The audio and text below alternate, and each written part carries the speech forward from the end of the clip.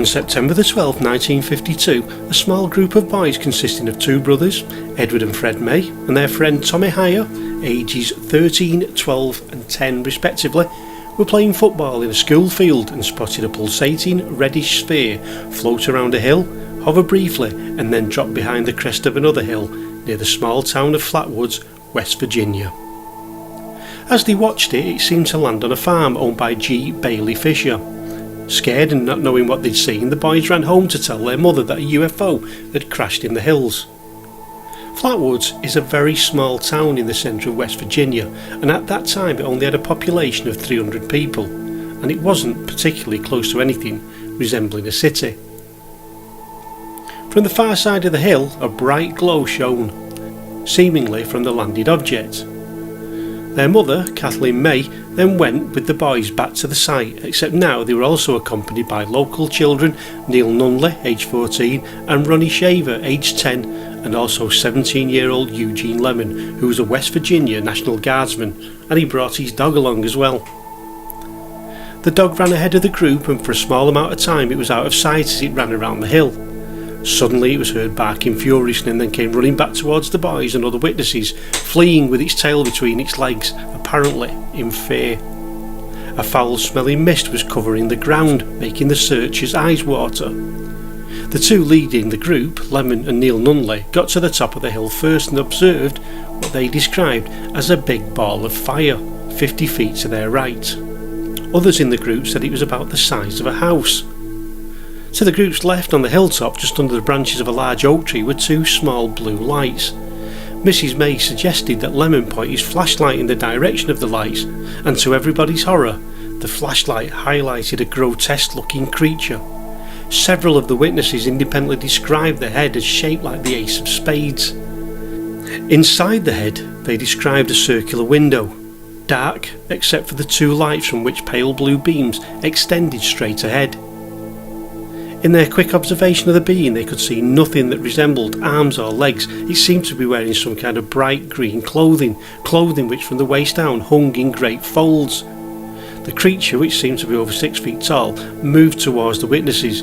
It seemed to be gliding rather than walking, and seconds later it changed direction and began heading for the glowing sphere from which it apparently had come from. All this took place in the matter of a few seconds, during which time Lemon fainted. When interviewed about a half hour later by A. Lee Stewart Jr., a reporter for the Braxton Democrat, the witnesses were barely able to speak. Some sought first aid. Stewart felt that there was no question that they had seen something that had badly frightened them. And soon afterwards, after Lemon had recovered, Stewart and Lemon went to the spot where they had seen the creature and the strange craft. Stewart also noted there was an acrid odour in the air that irritated his nose and throat. He returned alone to the site first thing the next morning. He found skid marks going down the hill towards a large area of recently matted grass, which seemed to indicate that a large object had rested there, and pieces of black plastic-like material on the ground. The reporter also received multiple reports of lights in the sky, including one from a witness claiming to have seen a flying saucer take off that morning. A 21-year-old woman some miles away claimed to have seen the same creature weeks before, an event that scared her so badly that she was hospitalised for 3 weeks.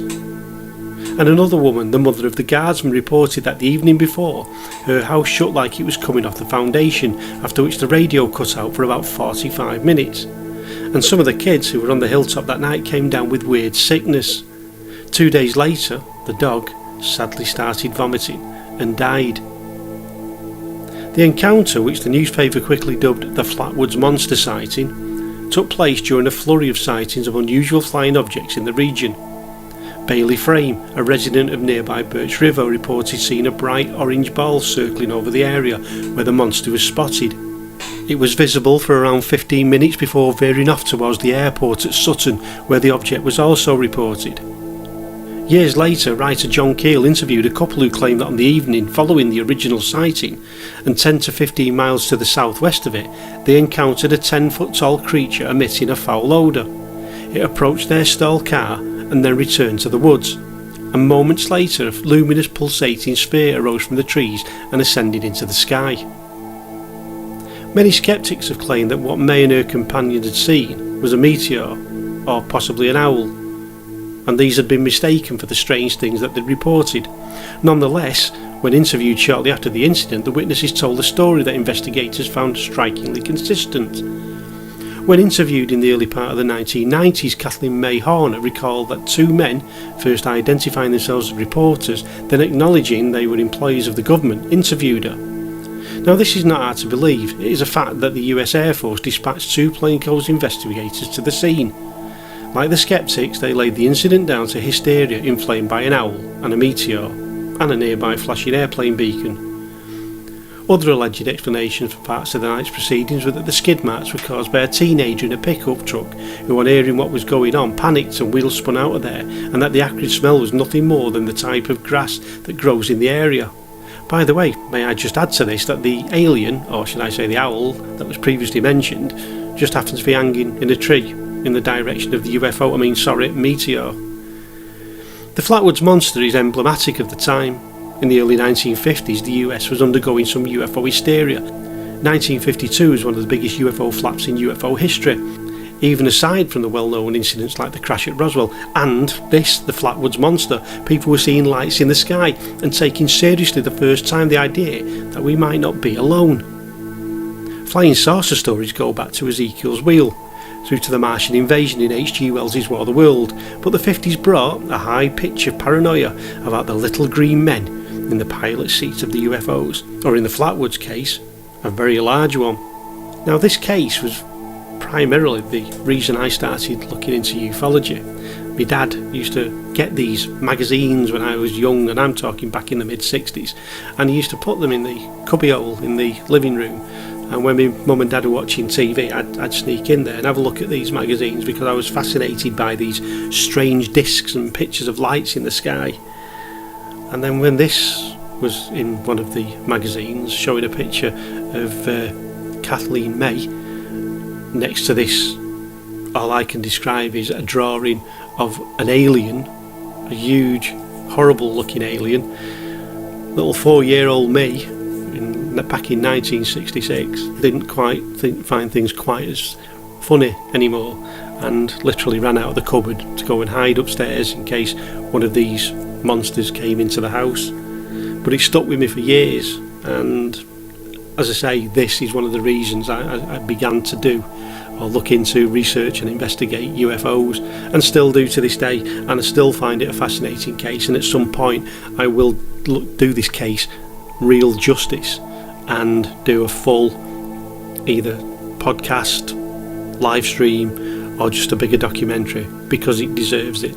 I think the Flatwoods case, alongside the Kelly Hopkinsville case, are two of the most famous cases for me anyway, and I think people just hear about it in passing, and I would like to give them some justice and do a proper documentary on them all.